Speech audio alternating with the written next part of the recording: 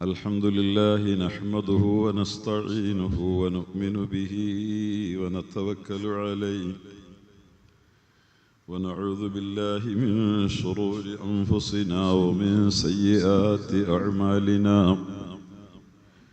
من يهده الله فلا مضل له ومن يضلله فلا هادي له وأشهد أن لا إله إلا الله وحده لا شريك له وأشهد أن سيدنا ونبينا ومولانا محمدا عبده ورسوله صلى الله على سيدنا محمد وعلى آله وصحبه وبارك وسلم تسليما كثيرا كثيرا. أما بعد فأعوذ بالله من الشيطان الرجيم. بسم الله الرحمن الرحيم. هو الذي بعث بالأميين رسولا منهم يتلو عليهم آياته ويزكيهم ويعلمهم الكتاب والحكمة وإن كانوا من قبل لفي ضلال مبين وآخرين منهم لما يلحقوا بهم وهو العزيز الحكيم. ذلك فضل الله يؤتيه من يشاء والله ذو الفضل العظيم. مثل الذين حملوا التوراة ثم لم يحملوها كمثل الحمار يحمل أسفارا بئس مثل القوم الذين كذبوا بآيات الله والله لا يهدي القوم الظالمين. صدق الله العلي العظيم. فقال نبينا وحبيبنا محمد صلى الله عليه وسلم: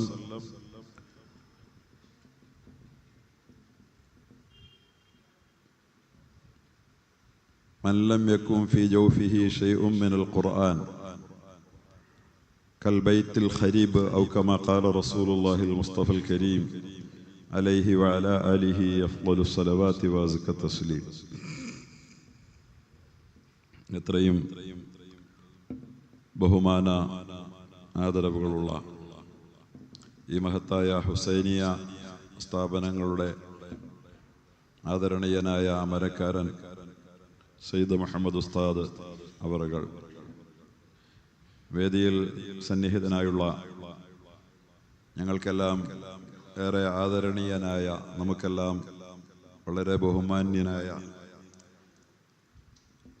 അൽ ഉസ്താദ് ആലപ്പുറ അബ്ദുറഹ്മാൻ മൗലവി അവറുകൾ, മഹത്തായി സദസ്സിലുള്ള ഉലമാക്കളെ, ഇവിടെ ഖുർആൻ ഖത്തം പൂർത്തീകരിക്കാൻ ലക്ഷ്യം വെച്ച് കാത്തിരിക്കുന്ന പ്രിയപ്പെട്ട ഹിഫാളുകൾ, മറ്റു മുത്തഅല്ലിമുകൾ, മഹത്തായ ഈ അള്ളാഹുവിൻ്റെ ഭവനത്തിനുള്ളിൽ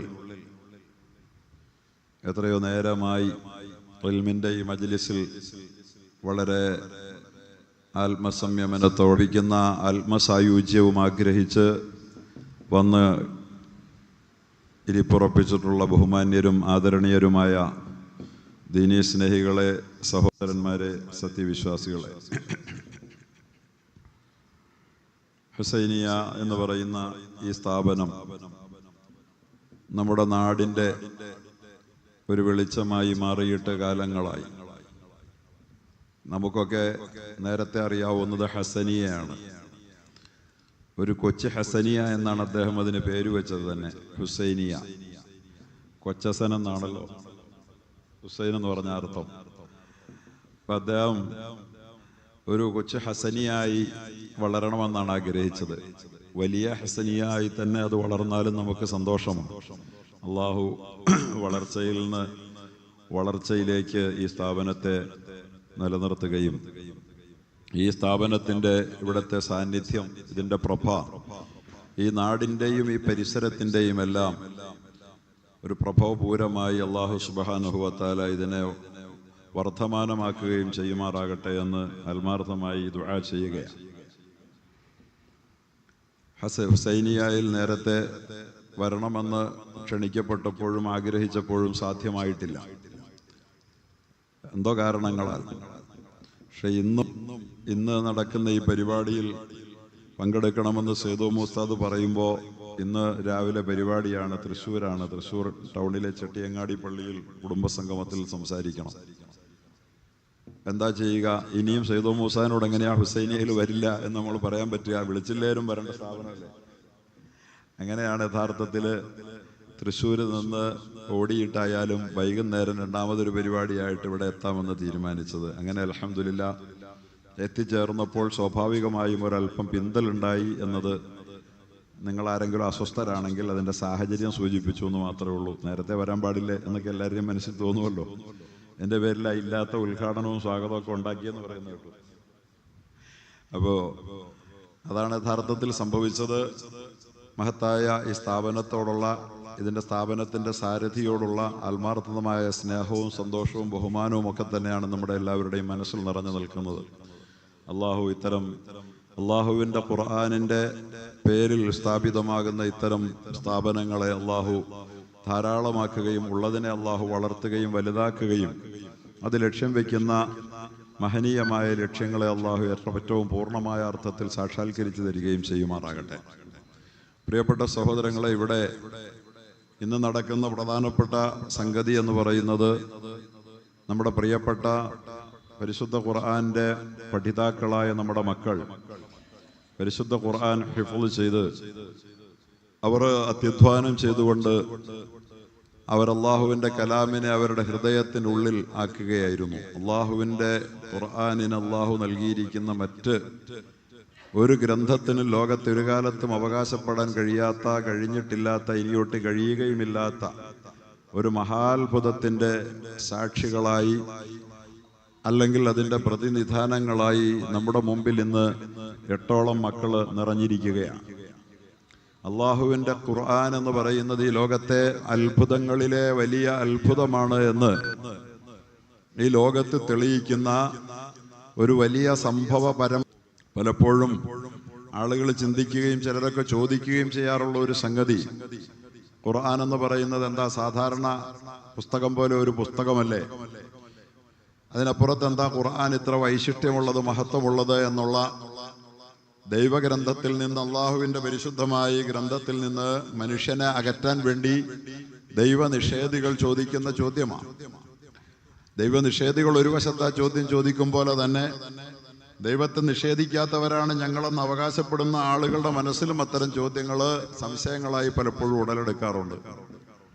ആ ചോദ്യത്തിൻ്റെ ഒക്കെ ഉത്തരങ്ങളിൽ ഒരു ഉത്തരമാണ് യഥാർത്ഥത്തിൽ ഇന്നിവിടെ ഹിഫ്ള് അതിൻ്റെ മനപ്പാഠം മനനം പൂർത്തീകരിക്കാൻ വേണ്ടി കാത്തിരിക്കുന്ന ഈ പള്ളിയിൽ കാത്തിരിക്കുന്ന നമ്മുടെ പ്രിയപ്പെട്ട 8 മക്കൾ.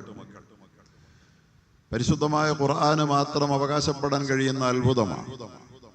അല്ലാഹു സുബ്ഹാനഹു വ തആല തന്നെ ഈ ലോകത്ത് മനുഷ്യരാശിയെ ഈ ലോകത്തേക്ക് സൃഷ്ടിക്കുകയും ഈ ലോകത്തിന്റെ മുഴുവൻ ചുമതലകൾ മാനവിജ്ഞാനത്തിൽ ജന്മവാസനയിൽ നിക്ഷേപിക്കപ്പെട്ടിരിക്കുന്ന അറിവ് കൊണ്ട് ഒരു താറാവിന്റെ കുഞ്ഞും കഴുതക്കുഞ്ഞും അവന്റെ പ്രാഥമിക ബാല്യത്തിൽ മുന്നിട്ട് നിന്നിടത്ത് നിന്നാണ് അന്ന് ആ തിരിച്ചറിവ് പോലും ഇല്ലാതെ ജീവിച്ച ഒരു മനുഷ്യനാണ് ആ താറാവും കഴുതയും അവിടെ നിന്ന് 1 ഇഞ്ച് പോലും മുകളിലോട്ട് പോകാതിരുന്നപ്പോ ഈ മനുഷ്യനാണ് അവസാനം ഈ സമുദ്രത്തിന്റെ അന്തർഭാഗത്തോടുകൂടി ഊളിയിട്ട് സഞ്ചരിക്കാൻ പഠിച്ചത്, ആകാശ സീമകളിൽ കൂടി പക്ഷികളെ തോൽപ്പിക്കുന്ന വിധത്തിൽ പറക്കാൻ പഠിച്ചത്, ലോകത്ത് ഞാൻ നേരത്തെ സൂചിപ്പിച്ചതുപോലുള്ള മുഴുവൻ അത്ഭുതങ്ങളും വെട്ടിപ്പിടിച്ചത്. ഈ മനുഷ്യൻ അത്ഭുതമാണ്. ഈ മനുഷ്യന്റെ വളർച്ച എന്ന് പറയുന്നത് അവന്റെ മനസ്സുകൊണ്ടുള്ള വളർച്ചയാണ്. മൃഗങ്ങൾക്ക് മാനസികമായ ബുദ്ധി കൊണ്ടുള്ള ചിന്ത കൊണ്ടുള്ള വളർച്ച അല്ലാഹു കൊടുത്തില്ല. അവയിൽ ജന്മസിദ്ധമായ പ്രകൃതിയിൽ വെസ്റ്റഡ് ആയിട്ടുള്ള കുറെ അറിവുകൾ കൊടുത്ത് അവയുടെ അടിസ്ഥാനപരമായ ജീവിതം അല്ലാഹു നിലനിർത്തിയപ്പോൾ അല്ലാഹു തആല മനുഷ്യന് വളരാൻ ആവശ്യമായ മാനസികമായ സിദ്ധികൾ കൊണ്ട് മനുഷ്യനെ അനുഗ്രഹിച്ചിരിക്കുകയാണ്. അങ്ങനെയാണ് അവൻ വളരുന്നത്. പക്ഷെ ഈ വളർച്ചയുടെ പേരിൽ പോലും ഇന്ന് മനുഷ്യൻ അള്ളാഹയെ തള്ളി പറയണ കേട്ടാ തോന്നുന്നു ഇവൻ വളരാൻ കാരണം അവന്റെ ബുദ്ധി അവന്റെ ഉപ്പൂപ്പ കൊടുത്തതാണ്. ആരും കൊടുത്താലല്ല, ഈ ജന്തുക്കൾക്ക് അത് കൊടുത്തിരുന്നെങ്കിൽ, അതൊരു കോഴിക്ക് കൊടുത്തിരുന്നെങ്കിൽ കോഴി വളർന്നേനെ, ഒരു പോത്തിന് കൊടുത്തിരുന്നെങ്കിൽ പോത്ത് വളർന്നേനെ. നിനക്കാണ് മനുഷ്യ, നിനക്കാത് കിട്ടിയത്, അതുകൊണ്ട് അത് നിന്റേതാകുന്നത് എങ്ങനെയാ? നീ ചോദിച്ചിട്ട് തന്നതല്ലല്ലോ, നിന്റെ വലിയ കാരണവര് തന്നതുമല്ലല്ലോ. ഇത് തന്നതാരാ? ഇത് കോഴിക്ക് അത് കൊടുക്കാതിരുന്ന, ഒരു പോത്തിന്, ഒരു കഴുതയ്ക്ക് അത് കൊടുക്കാതിരുന്ന ശക്തി ഏതോ, ആ ശക്തി തന്നെയാണ് നിനക്കിത് തന്നത്. അതുകൊണ്ട് നീ എങ്ങനെയാ വലുതാവുക? നീ ആ ശക്തിയെ വെല്ലുവിളിക്കുന്നവനാവുക. സഹോദരങ്ങളെ, ഇത് ഇന്നത്തെ ആധുനിക ലോകത്തിന്റെ ചിന്താശൂന്യതയുടെ അടയാളമാണ്. അതുകൊണ്ട് ചിന്തിച്ചുകൊണ്ട് ആരെങ്കിലും തൻ്റെ ലഹും ഖുലൂബുൻ ലാ യഅഖിലൂന ബിഹാ യഫ്ഖഹൂന ബിഹാ, ചിന്തയുണ്ട്, പക്ഷെ ചിന്തിച്ച് മനുഷ്യൻ എന്താണ്, മൃഗം എന്താണെന്നുള്ള അന്തരം വേർതിരിച്ച് മനസ്സിലാക്കാൻ ഒരാൾക്ക് കഴിയുന്നില്ലെങ്കിൽ അത് മതി അവന് നരകം കിട്ടാൻ, വേറൊന്നും വേണ്ട എന്ന് ഞാൻ പറഞ്ഞാൽ ഞങ്ങൾ അംഗീകരിക്കുമോ? ചിന്തകനല്ലാത്തവന് നരകമാണോ എന്ന്? അതെ, ചിന്തകനല്ലാത്തവന് നരകമാണ്. അടിസ്ഥാനപരമായ ബോധ്യങ്ങളിലേക്ക് നമ്മളെ നയിക്കുന്ന അടിസ്ഥാന ചിന്തകളിലേക്കെങ്കിലും നമ്മെ നമ്മുടെ അറിവുകൾ എത്തിക്കുന്നില്ലെങ്കിൽ നമുക്ക് നരകമാണ്. കാരണം എന്താ? ആ ചിന്തകൾ നമുക്കില്ലെങ്കിൽ നമുക്ക് അല്ലാഹ് ഉണ്ടെന്നുള്ള കാര്യത്തിൽ പോലും സംശയം വരും. അല്ലാഹ് ഉണ്ടെന്നുള്ളതിൽ സംശയം വരും. അല്ലാഹ് ഉണ്ടെന്നുള്ള കാര്യത്തിൽ സംശയം സൃഷ്ടിച്ചാൽ മതി ശത്രുവിന്, പിശാചിന് ലക്ഷ്യം നേടാൻ. പിശാച് ലക്ഷ്യം നേടുന്നത് അല്ലാഹ് ഇല്ലെന്ന് സ്ഥാപിച്ചോണ്ടല്ല. ഈ ലോകത്തൊരു ശക്തിക്കും അല്ലാഹു ഇല്ല എന്ന് സ്ഥാപിക്കാനും തെളിയിക്കാനും കഴിയില്ല. ഇന്ന് വരെ കഴിഞ്ഞിട്ടില്ല, ഇനിയൊട്ട് കഴിയുകയുമില്ല. കാരണം ശാസ്ത്രീയമായി അല്ലാഹ് ഇല്ലെന്ന് തെളിയിക്കാൻ യാതൊരു ഓപ്ഷനും ഇല്ല. ഒരു നിലയ്ക്കും ശാസ്ത്രീയമായി അല്ലാഹ് ഇല്ലെന്ന് തെളിയിക്കാൻ പറ്റില്ല. പിന്നെ എങ്ങനെയാണ് അള്ളാഹുവിൽ നിന്ന് ആളുകളെ പിശാച് അകറ്റുന്നതെന്ന് അറിയാമോ? പിശാച് അള്ളാഹുവിൽ നിന്ന് മനുഷ്യനെ അകറ്റുന്ന അള്ളാഹ് ഉണ്ടോ എന്നുള്ള കാര്യത്തിൽ സംശയം ഉണ്ടാക്കിയ, സംശയം മതി. സംശയിച്ചാൽ മനുഷ്യന്റെ വിശ്വാസത്തിന്റെ അടിവേരിളകും. അടിവേരിളക്കുക, വിശ്വാസം ഒരു അടിവേരാണ്. മസലു കലിമത്തിൻ തയ്യിബ കശജറത്തിൻ തയ്യിബത്തിൻ അസ്ലുഹാ സാബിത്തും വഫറുഹാ ഫിസ്സമാ. അള്ളാഹുവിൽ വിശ്വസിക്കുന്ന വിശുദ്ധ വചനത്തിന്റെ ഉപമ കശജറത്തിൻ തയ്യിബ, ഒരു വിശുദ്ധ മരം പോലെയാണ്. മരം പോലെയാണ് ഈമാൻ. അസ്ലുഹാ സാബിത്തുൻ, അതിന്റെ അടിവേരുകൾ ഭൂമിയിൽ മണ്ണിൽ ആണ്ടിറങ്ങി നിൽക്കുകയാണ്. ഭൂമിയിൽ വേരുകൾ ആഴ്ന്നു നിൽക്കുന്ന ഒരു മരം പോലെയാണ് വിശുദ്ധ വചനം. വഫറുഹാ ഫിസ്സമാ, അതിന്റെ ചില്ലകൾ അന്തരീക്ഷത്തിൽ പരന്നു നിൽക്കുകയാണ്. തുഅതി ഉകുലഹാ കുല്ല ഹീനിൻ ബിഇദ്നി റബ്ബിഹാ, എല്ലാ സീസണിലും ആ മരം ഫലം തന്നുകൊണ്ടിരിക്കും. ഓൾ സീസൺ ഫ്രൂട്ട്സ് അതിൽ നിന്ന് കിട്ടിക്കൊണ്ടിരിക്കും. അങ്ങനത്തെ ഒരു മരമായിട്ടാണ് കലിമയെ, വിശ്വാസത്തെ, ലാ ഇലാഹ ഇല്ലല്ലാഹയെ അള്ളാഹു ഉദാഹരിച്ചിരിക്കുന്നത്. അപ്പൊ നമ്മുടെ ഉള്ളിലേക്ക് ആണ്ടിറങ്ങി എത്രമാത്രം ഈ കലിമയുടെ ലാ ഇലാഹ ഇല്ലല്ലാഹ് ആഴത്തിൽ ഇറങ്ങുന്നുവോ അത്ര കണ്ടാണ് അതിന്റെ ചില്ലകൾക്ക് ശക്തി ഉണ്ടാകുന്നത്, അന്തരീക്ഷത്തിൽ ചില്ലകൾ പടരുന്നത്. അതിനനുസരിച്ചാണ് എല്ലാ സീസണിലും അതിൽ നിന്ന് ഫലം തരുന്നത്. അതുപോലൊരു മരം പോലെയാണ്. പക്ഷേ ഈ ആഴത്തിൽ ഇറങ്ങേണ്ടുന്ന ഈ വേരിളകിയാലോ? കുഴിച്ചു വെച്ചു ഒരു ചെടി, എന്നിട്ട് ചെടി വളരുന്നുണ്ടോന്ന് അറിയാൻ വേണ്ടി 1 മാസം കഴിഞ്ഞപ്പോൾ ഒന്ന് പറിച്ചു നോക്കി. കുഴപ്പമില്ല, വീണ്ടും കുഴിച്ചു വെച്ചു. 2 മാസം കഴിഞ്ഞപ്പം വീണ്ടും ചെടിക്ക് നല്ല വളർച്ച ഉണ്ടോന്ന് അറിയാൻ വേണ്ടി ഒന്നോടെ ഒളിച്ചു നോക്കി, വീണ്ടും കുഴിച്ചു വെച്ചു. ആ ചെടി ഫലം തരുമോ? ഇതുപോലെയാണ് ഒരു മനുഷ്യൻ അള്ളാഹുവിലുള്ള അവന്റെ വിശ്വാസത്തെ, അവന്റെ ശരിയായ ചിന്തകൾ ഉപയോഗിച്ചുകൊണ്ട് അവൻ ബലപ്പെടുത്തിയില്ലെങ്കിൽ അവന്റെ വിശ്വാസത്തിന് ഇളക്കം സംഭവിക്കും. വിശ്വാസ വൃക്ഷത്തിന്റെ വേരുകൾ ഉലയും മതി, ആ വിശ്വാസിയിൽ നിന്നൊരു ഫലവും ഉണ്ടാവുകയില്ല. അതുകൊണ്ടാണ് ഒത്തിരി ലാ ഇലാഹ ഇല്ലല്ലാഹ് ചൊല്ലിയിട്ടും ഒരു മുഅ്മിനിന് നിന്ന് നന്മ ചെയ്യാനാവാത്തത്. ലാ ഇലാഹ ഇല്ലല്ലാഹ് ചൊല്ലിയ മുസ്ലിമിന് മദ്യപനാകാനാവുന്നത്, ലാ ഇലാഹ ഇല്ലല്ലാഹ്ക്കാരന് വ്യഭിചാരിയാകാൻ പറ്റുന്നത്, ലാ ഇലാഹ ഇല്ലല്ലാഹ്ക്കാരന് കൊലപാതകിയാകാൻ കഴിയുന്നത്, ലാ ഇലാഹ ഇല്ലല്ലാഹ് പറഞ്ഞവന് ഏത് തെറ്റും ചെയ്യാൻ മടിയില്ലാതാകുന്നത്, അവന്റെ നാവിൽ നിന്ന് നന്മകൾ വരാത്തത്, അവന്റെ വ്യവഹാരങ്ങൾ, അവന്റെ പ്രവർത്തനങ്ങളിൽ നിന്ന് നന്മകൾ വെളിയിൽ വരാത്തത്.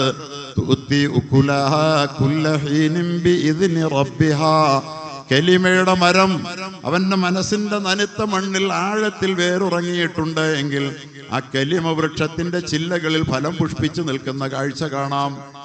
അത് എല്ലാ സീസണിലും ഫലം തരും. രാവിലെ ഒരു വിശ്വാസിയുടെ സ്വഭാവം നല്ലത്, ഉച്ചയ്ക്ക് മോശമെന്ന സ്ഥിതി വരികയില്ല. ഉച്ചയ്ക്ക് നല്ലത്, വൈകുന്നേരം മോശമാ ചിലരെ കുറിച്ച് പറയാറുണ്ടല്ലോ. അയാൾ നല്ല മൂഡിലല്ല, അതുകൊണ്ട് നല്ല സമയം നോക്കി പോയി കാണണമെന്ന് ചിലരെ കുറിച്ച് പറയാറുണ്ട്. ഒരു മുഅ്മിൻ ഒരിക്കലും അങ്ങനെ ആവുകയില്ല. അവൻ എപ്പോഴും ഒരേ മൂഡിലായിരിക്കും. അവന്റെ ചിരിക്കുന്ന മുഖം രാവിലെ ഉള്ളത് ഉച്ചയ്ക്കുമായില്ല, ഉച്ചയ്ക്കുള്ളത് വൈകുന്നേരം ആയില്ല. അവൻ വാ തുറന്നാൽ ആരെയും ചീത്ത പറയുകയില്ല എന്നുള്ള നിലപാടിന് ഓൾ സീസണിൽ ഏത് സീസണിലും അവൻ നല്ലതേ പറയൂ. അവൻ ആരെ കുറിച്ചും നുണ പറയുകയില്ല, ഒരു സീസണിലും നുണ പറയില്ല. അവൻ ആരെയും വഞ്ചിക്കില്ല. ഒരു സീസണിലും അവൻ സുഖത്തിന്റെയോ ദുഃഖത്തിന്റെയോ ഒരു സീസണിലും അവൻ ആരെയും വഞ്ചിക്കുകയില്ല. സത്യവിശ്വാസി ഈമാന്റെ വൃക്ഷവേരുകൾ മനസ്സിന്റെ നനുത്ത മണ്ണിൽ ആഴത്തിൽ വേരിറങ്ങിയിട്ടുണ്ടെങ്കിൽ അങ്ങനെയാണ്. മനസ്സിലാക്കാൻ ഇതിൽ പരം ഉദാഹരണം വേണോ? ചിന്തിക്കുന്നവൻ ഇത് മനസ്സിലാകൂ. പക്ഷേ വിശ്വാസത്തെക്കുറിച്ച് എവിടെടാ നിന്റെ അള്ളയെന്ന് ഏതെങ്കിലും ഒരുത്തൻ ഒരു യുക്തിവാദി ചോദിക്കുമ്പോ, അല്ലെങ്കിൽ ഏതെങ്കിലും ഒരു കാറ്റലിസ്റ്റ്, ഒരു കന്നാലിവാദി ചോദിക്കുമ്പോൾ, മൃഗവാദി ചോദിക്കുമ്പോൾ, അല്ലെങ്കിലും എവിടെയാടാ അള്ള എന്നൊരു സംശയമുണ്ടായാൽ നീ കുഴിച്ചു വെച്ച നിന്റെ വിശ്വാസത്തിന്റെ വേര് നീ ഒന്ന് പറിച്ചു നോക്കി, ഒന്ന് ഒലച്ചു നോക്കി. ആ ഈമാനിൽ നിന്നൊരിക്കലും നല്ല ഫലം ഉണ്ടാവുകയില്ല. ആ ഈമാൻ എപ്പോഴും എല്ലാ സീസണിലും സൽഫലങ്ങൾ തന്നുകൊണ്ടിരിക്കുകയില്ല. നിന്റെ പ്രകൃതങ്ങൾ മാറിക്കൊണ്ടിരിക്കും, നിന്റെ സ്വഭാവങ്ങൾ മാറിക്കൊണ്ടിരിക്കും. ഇന്നമൽ മുഅ്മിനൂനല്ലദീന ആമനു ബില്ലാഹി വറസൂലിഹി. തീർച്ചയായും കാലത്തിൽ അറാബു ആമന്ന, കാടന്മാരായ അറബികൾ പറഞ്ഞു, അപരിഷ്കൃതന്മാർ വന്ന് പറഞ്ഞു നബിയോട്, ഞങ്ങൾ ഈമാൻ ഉള്ളവരാണെന്ന്. ആമന്ന വലാകിൻ ഖൂലു അസ്ലംന. നബിയെ അവരോട് പറയൂ, വിശ്വസിച്ചു എന്ന് നിങ്ങൾ പറയണ്ട, വേണമെങ്കിൽ മുസ്ലിങ്ങളാന്ന് പറഞ്ഞോളൂ. ഖൂലു അസ്ലംന. നമ്മളോടും പറയാനുള്ളതാ, ഈമാൻ ഉണ്ടെന്ന് പറയരുതേ. വേണം മുസ്ലിങ്ങൾ അതുലുക്കന്മാരെന്ന് പറഞ്ഞോളൂ. വലാകിൻ ഖൂലു അസ്ലംന. ഈമാൻ ഉണ്ടെന്ന് പറഞ്ഞേക്കരുതേ. എന്താ ഈമാൻ ഉണ്ടെന്ന് പറയുന്നതിന്റെ തകരാറ്? ചിന്തിച്ചിട്ടില്ല. ചിന്തയുടെ വേരുകൾ അള്ളാഹുവിന്റെ ഏകത്വത്തിന്റെ അസ്തിത്വത്തിന്റെ ഉറപ്പുള്ള വേരുകൾ മനുഷ്യന്റെ മനസ്സിന്റെ ഉള്ളറകളിലേക്ക് ചിന്ത കൊണ്ട് വേരാഴ്ത്തിയിട്ടില്ല, അണ്ടിറങ്ങിയിട്ടില്ല. അതുകൊണ്ട് ആമന്ന എന്ന് പറയരുതേ, എനിക്ക് ഈമാൻ ഉണ്ടെന്ന് പറയരുതേ. വലാകിൻ ഖൂലു അസ്ലംന. മുസ്ലിങ്ങളാ ഞങ്ങളെന്ന് പറഞ്ഞോ, കുഴപ്പമൊന്നുമില്ല. അങ്ങനെ എന്തോരം മുസ്ലിങ്ങളുണ്ട്. അവരൊരിക്കലും അവരുടെ നന്മയുടെ മരങ്ങൾ, ചില്ലകൾ ആകാശത്ത് പടർന്നു നിൽക്കുന്ന കാഴ്ച കണ്ടോളുമെന്നില്ല. എല്ലാ സീസണിലും എല്ലാ സീസണിലും അത് സുഖത്തിന്റെയും ദുഃഖത്തിന്റെയും സങ്കടത്തിന്റെയും സന്തോഷത്തിന്റെയും സമ്പന്നതയുടെയും ദാരിദ്ര്യത്തിന്റെയും എല്ലാ സമയത്തും ഉത്തമമായ മൂല്യങ്ങളല്ലാതെ അവരിൽ നിന്ന് വെളിയിൽ വരില്ല എന്ന സ്വഭാവം ഈ പറഞ്ഞ ആളുകളിൽ നിന്ന് കാണാൻ കഴിയുകയില്ല. അതുകൊണ്ട് ആമന്ന എന്ന് പറയാതെ, വെറുതെ വിശ്വസിച്ചു എന്ന് പറഞ്ഞ ആളുകളെ പറ്റിക്കാതെ, വലാകിൻ ഖൂലു അസ്ലംന, മുസ്ലിങ്ങളാന്ന് പറഞ്ഞോ. വലമ്മാ യദ്ഖുലുൽ ഈമാനു ഫീ ഖുലൂബിക്കും. ഈമാൻ നിങ്ങളുടെ ഹൃദയങ്ങളിൽ വേര് പിടിച്ചിട്ടില്ല. കണ്ടോ, ഈ മസലു കലിമത്തും തയ്യിബാന്ന് ഒരു ഭാഗത്ത് എന്തിനാ ഈ മരമായിട്ട് ഇതിനെ ഉദാഹരിച്ചെന്നുള്ളത്? ഇവിടെ അല്ലാഹു തആല അതിനെ എക്സ്പ്ലെയിൻ ചെയ്യുകയാണ്. വലമ്മാ യദ്ഖുലുൽ ഈമാനു ഫീ ഖുലൂബിക്കും. ചിന്ത കൊണ്ട് അള്ളാഹുവിന്റെ അസ്തിത്വത്തെ തിരിച്ചറിഞ്ഞ് നിന്റെ ഉള്ളിൽ അല്ലാഹ് ഉണ്ടെന്ന് ഏത് സമയത്തും ആര് പറഞ്ഞാലും ഏത് ശക്തി പറഞ്ഞാലും ഇളകാത്ത വിധത്തിൽ അള്ളാഹുവിന്റെ അസ്തിത്വത്തിന്റെ വേര് നിന്റെ ഉള്ളിൽ ഇറങ്ങിയിട്ടില്ല. വലമ്മാ യദ്ഖുലുൽ ഈമാനു ഫീ ഖുലൂബിക്കും. നിന്റെ ഉള്ളിൽ വിശ്വാസത്തിന്റെ വേരിറങ്ങിയിട്ടില്ല. വിശ്വാസത്തിന്റെ വേരിറങ്ങിയിട്ടില്ല എന്ന് പറഞ്ഞിട്ട് അല്ലാഹു തആല പറയുകയാണ്, ഈ വേരിറങ്ങൽ പ്രധാനമാണ്. ഈമാന്റെ വേരിറങ്ങണം. നമ്മുടെയൊക്കെ ഈമാൻ ഉണ്ടെന്ന് പറയുന്ന സമൂഹത്തിന്റെ അപജയത്തിന്റെ, അധപ്പതനത്തിന്റെ, അള്ളാഹുവിന്റെ സഹായം തടുത്തു വെക്കപ്പെടുന്നതിന്റെ കാരണം എന്താ? വേരിറങ്ങുന്ന ഈമാൻ. ഖുർആൻ പഠിപ്പിക്കുന്ന ഈമാൻ വേരിറങ്ങിയ ഈമാനാണ്. വേരിറങ്ങുന്നത് ചിന്തയിൽ നിന്നാണ്. വലഹും ഖുലൂബുൻ ലാ യഫ്ഖഹൂന ബിഹാണോ യഖൂലൂന ബിഹാണോ? വലഹും ഖുലൂബുൻ ലാ യഫ്ഖഹൂന ബിഹാ. അവർക്ക് ഖൽബുണ്ട്, ചിന്താശേഷിയുള്ള മനസ്സുണ്ട്. പക്ഷെ അതുകൊണ്ട് അവർ ചിന്തിച്ച് കാര്യങ്ങൾ ഗ്രഹിച്ചില്ല. ഒറ്റ കാരണം കൊണ്ടാണ് നരകം കൊടുക്കുകയെന്ന്. നരകം കൊടുത്തതേ അല്ല കൊന്നിട്ടും കൊല വിളിച്ചിട്ടും വ്യഭിചരിച്ചിട്ടും പഠിച്ചു പറിച്ചിട്ടും ഒന്നുമല്ല. അവൻ ചിന്തിച്ചില്ലെന്ന കാരണം കൊണ്ട് നരകമാണ് പോൽ. ചിന്തിച്ചാലേ അള്ളാഹുവിന്റെ അസ്തിത്വത്തിന്റെ അടിവേരുകൾ മനുഷ്യന്റെ മനസ്സിലിറങ്ങുകയുള്ളൂ. അതിനെ ഉലയ്ക്കാൻ ഒരു യുക്തിവാദിക്കും കഴിയില്ല. ഏതെങ്കിലും കാറ്റലിസ്റ്റിന്റെ ഒരു ചോദ്യത്തിന് അതിന്റെ അടിവേരിളക്കാൻ കഴിയുകയില്ല. നിങ്ങൾ വെറുതെ പറയരുത് ആമന്ന എന്ന്, വിശ്വസിച്ചു എന്ന്. വേണേ മുസ്ലിങ്ങളാന്ന് പറഞ്ഞുകൊണ്ടാണെന്നോ ഒന്നും വായിക്കൂല, ഒന്നും പഠിക്കൂല, ഖുർആൻ പഠിക്കൂല, അള്ളാഹ് ഉണ്ടെന്ന് തെളിയിക്കുന്ന ഉദാഹരണങ്ങളിലേക്ക് ചിന്തിക്കൂല. അള്ളാഹ് ഉണ്ടെന്ന് വെറുതെ മനസ്സിലാവോ? അള്ളാഹ് ഉണ്ടെന്നൊന്നും വെറുതെ മനസ്സിലാവുന്നില്ല ആർക്കും. നന്നായി ചിന്തിക്കണം. ഖുർആൻ ചിന്തിക്കാനാ പറയണത്. ചിന്തിക്കുന്ന പുസ്തകം, ചിന്തിക്കുന്ന ഗ്രന്ഥം, അതാണ് യഥാർത്ഥത്തിൽ ഈ ലോകത്ത് നമ്മുടെ ജീവിത വ്യവഹാരത്തെ അതാണ് ഉടച്ചു വാർക്കുന്നത്, ലോകത്ത് വിപ്ലവം തീർക്കുന്നത്. ചിന്തിക്കുന്നവനെ ചിന്തിപ്പിക്കുന്ന പരിശുദ്ധ ഖുർആനെ ഉയർത്തിപ്പിടിക്കുന്ന ഒരു സമൂഹമാണ്. അല്ലാഹു പറയുകയാണ്, ദയവായി ഈമാനുണ്ടെന്ന് പറയരുതേ, ദയവായി ഈമാനുണ്ടെന്ന് പറയരുതേ. ഈമാനും പറ്റയില്ല, ഇസ്ലാം ഉണ്ടെന്ന് പറഞ്ഞോളൂ. ഈമാൻ ഉള്ളിൽ ഇറങ്ങിയിട്ടില്ല. വലമ്മാ യദ്ഖുൽ ഈമാനു ഫീ ഖുലൂബിക്കും. എന്നിട്ടല്ല പറയുകയാണ്, ഇന്നമൽ മുഅ്മിനൂൻ അല്ലദീന ആമനു ബില്ലാഹി വറസൂലിഹി. ആരാണ് മുഅ്മിനീങ്ങൾ എന്ന് ഞാൻ പറഞ്ഞുതരാം. മുഅ്മിനീങ്ങളാന്നും പറഞ്ഞ് നിങ്ങൾ വീമ്പ് പറഞ്ഞ് നടക്കാതെ, ഇന്നമൽ മുഅ്മിനൂൻ, തീർച്ചയായും മുഅ്മിനീങ്ങളാരെന്നറിയുമോ? അല്ലദീന ആമനു ബില്ലാഹി വറസൂലിഹി, അല്ലാഹുവിലും റസൂലിലും ശരിക്കും വിശ്വസിച്ചവരാണ്, ഉറച്ചു വിശ്വസിച്ചവരാണ്. സുമ്മലം യർതാബു, പിന്നീട് അതിൽ അവർക്ക് ഒരു കാലത്തും ഒരു സംശയവും തോന്നിയിട്ടില്ല. വിശ്വാസത്തിന്റെ അടിവേരുകളെ ഇളക്കൊരു യുക്തിവാദി ഒരു ചോദ്യം ചോദിക്കുമ്പോൾ ഇളക്കി നോക്കിയിട്ടില്ല. ഉണ്ടോ അല്ലാഹ്? നബി തന്നെയാണോ? ഖുർആൻ ശരിക്കും പുസ്തകമാണോ? നബി എഴുതിയതാണോ?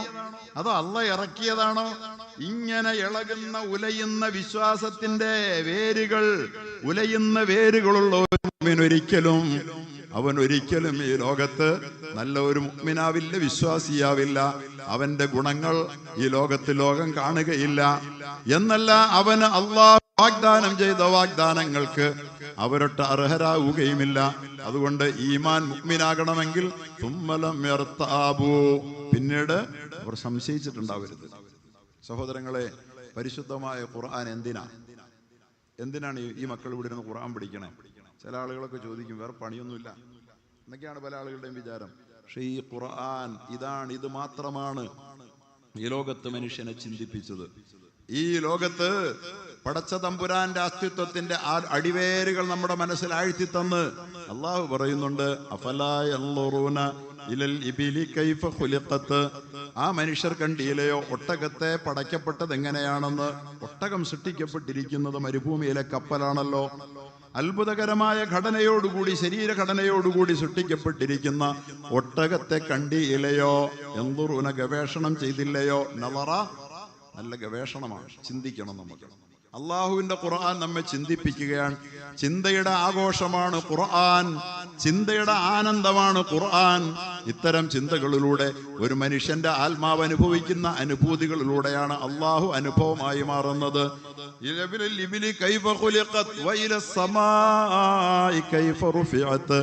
ആകാശത്തേക്ക് നോക്കിയില്ലയോ അവർ? ആകാശത്തെ കുറിച്ച് അവർ ചിന്തിച്ചില്ലയോ?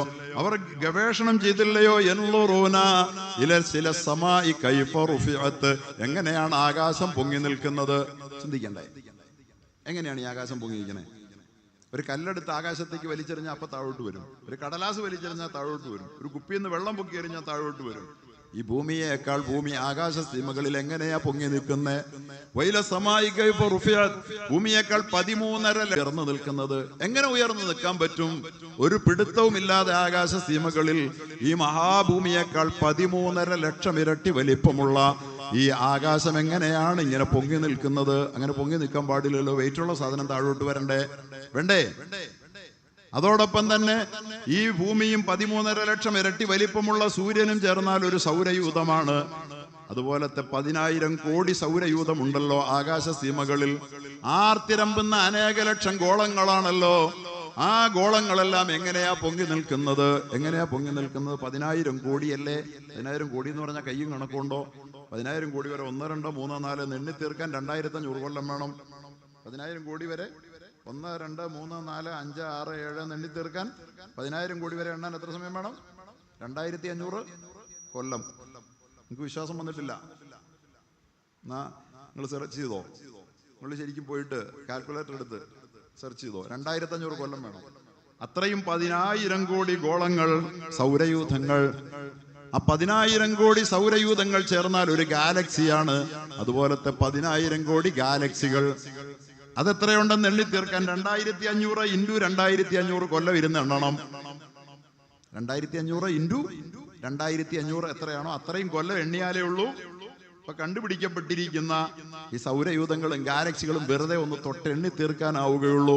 അത്രയും ആകാശഗോളങ്ങൾ അന്തരീക്ഷത്തിൽ ഉയർന്നു നിൽക്കുന്നതിനെ കുറിച്ചാണ് അള്ളാഹു പറഞ്ഞത്. എങ്ങനെയാണ് അത് ഉയർന്നു നിൽക്കുന്നത് നിങ്ങൾ ചിന്തിക്കാത്തതെന്ത്? ചിന്തിക്കണം. അത് ചിന്തിക്കുമ്പോഴാണ് ഒരു അള്ളയുണ്ടെന്ന് ഉറപ്പാകുന്നത്. ഒരള്ളയില്ലാതെ, ഒരു ശക്തിയില്ലാതെ, ഒരു മഹാശക്തിയില്ലാതെ ഇതിനെ പിടിച്ചു നിർത്താനാവില്ലെന്നറിയുന്നത്.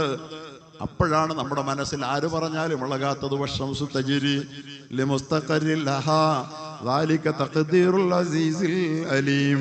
ലോകമുണ്ടായ കാലം മുതൽ ദശലക്ഷം വർഷങ്ങളായി എന്ന ആളുകൾ പറയുന്നുവല്ലോ, സയന്റിസ്റ്റുകൾ പറയുന്നല്ലോ. നമ്മുടെ ഭൂമിയേക്കാൾ 13.5 ലക്ഷം ഇരട്ടി വലിപ്പമുള്ള ഒരു സൂര്യൻ കിഴക്കേ ചക്രവാളത്തിൽ ഉദിക്കുകയാണ് എല്ലാ ദിവസവും. ഉച്ചയ്ക്ക് തലയ്ക്ക് മുകളിൽ തീജിതറി പ്രകാശം വിതറി നിൽക്കുകയാണ്. വൈകുന്നേരമാകുമ്പോൾ ഒരു തീപ്പന്ത് പോലെ പടിഞ്ഞാറ് പോയി അമരുകയാണ്.